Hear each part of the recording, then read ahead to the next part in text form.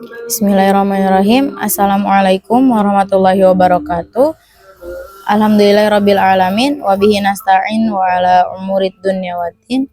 Wassalatu wassalamu ala asyrafil anbiya'i wal mursalin wa ala alihi wa sahbihi ajma'in. Amma ba'du. Perkenalkan, nama saya Aisyah Dini Nuruli dari Fakultas Dakwah dan Ilmu Komunikasi, Prodi KPI, Komunikasi dan Penyiaran Islam, semester 1. Jadi di sini saya akan menjelaskan materi pengumpulan atau kodifikasi Al-Quran dalam ulumul Quran.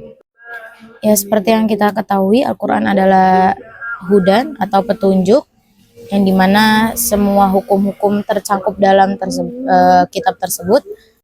Gimana cara pengumpulan Al-Quran tersebut atau kodifikasi dari Al-Quran tersebut? Jadi kodifikasi Al-Quran dalam ulumul Quran itu merujuk pada dua pengertian.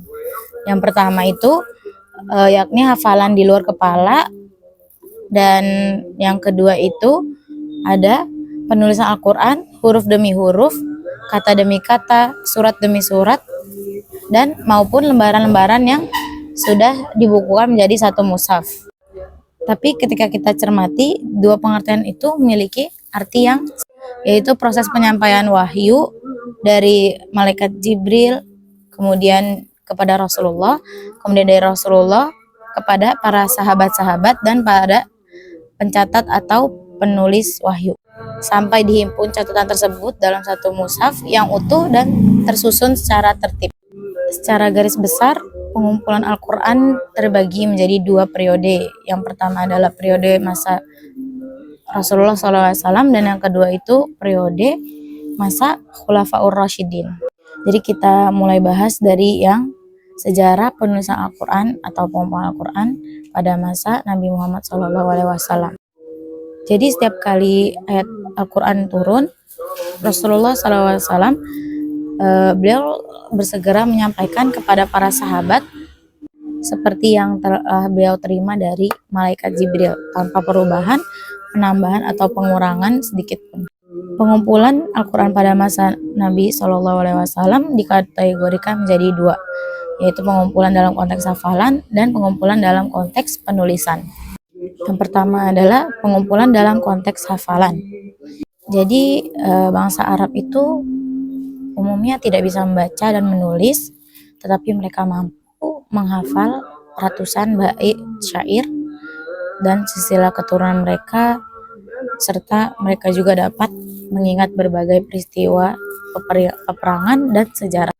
Kemampuan mereka itu kemudian mereka manfaatkan untuk menjaga atau memelihara autentisitas Al-Quran.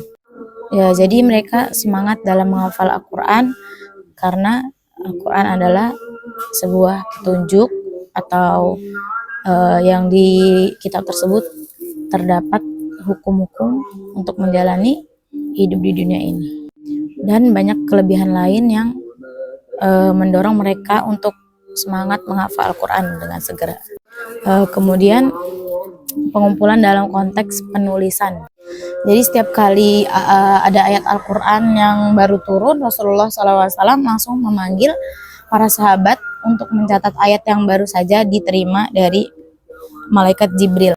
Utsman bin Affan mengatakan, tiap kali ada ayat yang turun, Nabi SAW langsung memanggil para pencatat wahyu dan berkata kepadanya, letakkanlah ayat ini dalam surat yang di dalamnya tersebut begini dan begitu.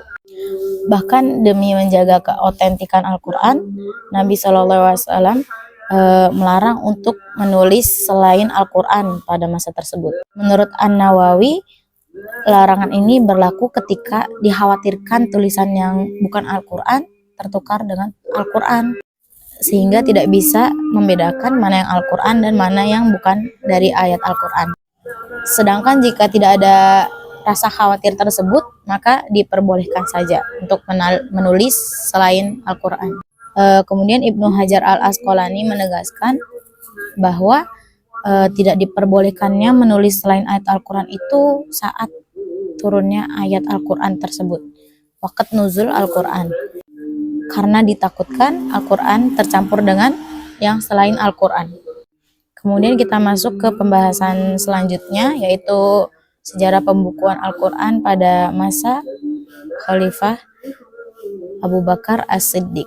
Jadi Abu Bakar As-Siddiq itu kan khalifah pertama setelah Rasulullah SAW. Nah, di awal kepemimpinannya tersebut, Abu Bakar dihadapi dengan banyak masalah yang sangat serius seperti permurtadan, pembangkangan, tidak mau membayar zakat, kemudian sampai munculnya nabi-nabi palsu. Sehingga Abu Bakar mengeluarkan perintah yang memutuskan untuk memerangi orang-orang tersebut sebelum menjadi virus untuk kaum muslimin yang lainnya.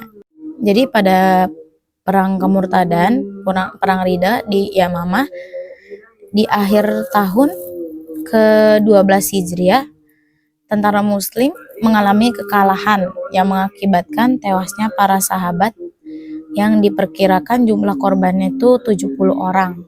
Dan sebagian dari korban tersebut itu banyak yang hufaz Al-Quran. Kemudian kejadian tersebut menimbulkan kekhawatiran pada diri Umar bin Khattab, dan dia memberanikan diri untuk menyampaikan hal tersebut kepada Abu Bakar selaku khalifah pada masa tersebut. Apa yang Umar bin Khattab pikirkan saat itu, yaitu mengumpulkan Al-Quran atau menghimpun Al-Quran menjadi satu dalam sebuah lembaran-lembaran atau arsip. Jadi dikumpulin jadi satu suhuf. Awalnya Abu Bakar menolak ajakan tersebut karena pada masa Rasulullah SAW tidak pernah melakukan hal tersebut.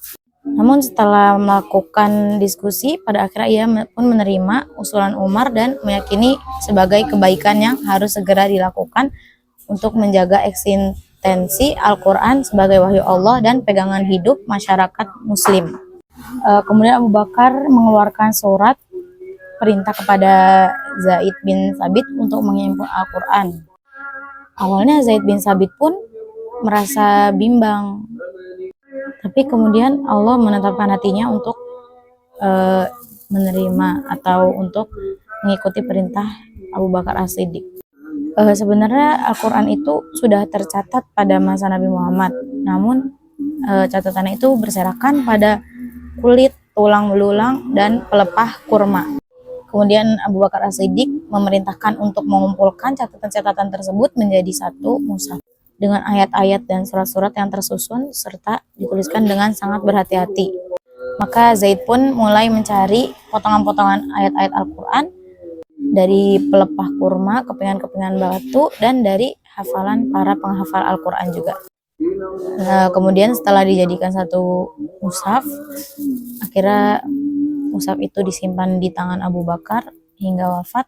Sesudah itu berpindah ke tangan Umar bin Khattab sewaktu beliau hidup, dan kemudian berlanjut ke Hafsah binti Umar setelah Umar wafat.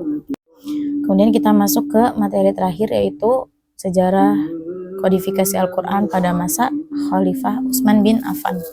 Kodifikasi Al-Quran pada era Utsman ini didorong dengan situasi yang berbeda dari Abu Bakar, yaitu banyaknya penaklukan kota-kota dan sebaran umat Islam di berbagai kota-kota yang jauh.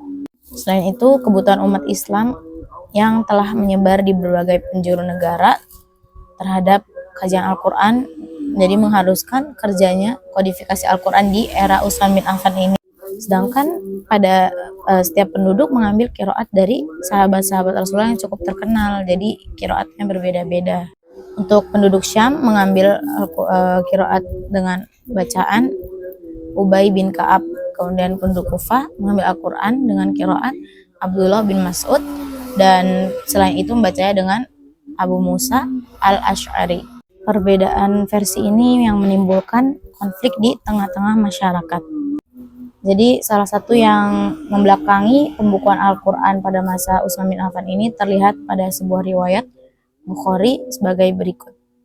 Hudzaifah ibnu Yaman pernah datang kepada Utsman melaporkan tentang peristiwa tersebut, di mana penduduk Syam yang sekarang Syria itu dengan penduduk Irak berperang dalam penaklukan Armenia dan Azerbaijan. Ketika itu Hudzaifah merasa terkejut melihat perbedaan qiraat di kalangan mereka, sehingga Hudzaifah berkata kepada Utsman, "Satukanlah umat Islam ini sebelum mereka berselisih seperti kaum Yahudi dan Nasrani." Utsman juga berpendapat demikian, bahwa sebagian perbedaan itu pun terjadi pada orang-orang yang mengajarkan qiraat kepada anak-anak, dan anak-anak itu pun akan tumbuh, sedangkan di antara mereka terdapat perbedaan dalam qiraat. Perbedaan-perbedaan ini dikhawatirkan akan menimbulkan penyimpangan dan perubahan. Bahkan tidak jarang masalah ini menimbulkan konflik dan saling mengkufurkan satu sama lain. Kemudian Utsman bin Affan mengumpulkan para sahabat untuk mencari solusi dari persoalan tersebut. Kemudian para sahabat setuju untuk menyalin mushaf pertama yang telah dibukukan oleh Zaid bin Sabit pada masa Abu Bakar As-Siddiq ke dalam beberapa mushaf, kemudian dikirim ke berbagai daerah guna menjadi rujukan bagi umat Islam ketika terjadi perbedaan. Kemudian Utsman bin Affan mengutus seseorang kepada Hafsah untuk meminta kepadanya mushaf yang pertama tadi. Beliau berkata, "Kirimkanlah kepada kami suhuf lembar-lembaran Al-Quran, karena kami akan membuat naskah menjadi beberapa mushaf. Setelah itu kami akan kembalikan kepadamu." Kemudian Hafsah mengirimkan naskah tersebut kepada Utsman bin Affan. Maka Utsman menulis kembali lembar-lembar itu dalam satu mushaf dengan urutan surat-suratnya dan menyatukan dari berbagai bahasa. Dari berbagai bahasa tersebut disatukan menjadi satu bahasa, yaitu bahasa Quraisy, dengan alasan bahwa Al-Quran diturunkan dengan bahasa Quraisy.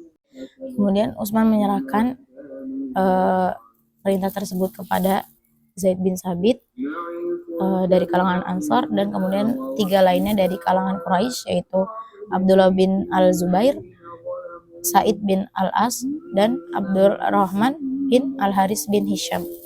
Kemudian mereka menyalin suhuf ke dalam beberapa mushaf. Setelah itu Utsman mengembalikan suhuf yang asli kepada Hafsah, serta mengirimkan beberapa mushaf baru tersebut kepada setiap wilayah, dan memerintahkan pembakaran suhuf yang lain selain mushaf resmi. Jadi dari riwayat di atas tergambar latar belakang mendasarkan pembukuan Al-Quran pada masa Utsman bin Affan. Ibnu Hajar al-Asqalani mengatakan kodifikasi Al-Quran yang dilakukan oleh Khalifah Utsman bin Affan terjadi pada tahun 25 Hijriah. Nah, mungkin cukup sekian dari saya. Itu saja yang saya dapat sampaikan. Kurang dan lebihnya mohon maaf. Wabillahi taufiq wal hidayah. Wassalamualaikum warahmatullahi wabarakatuh.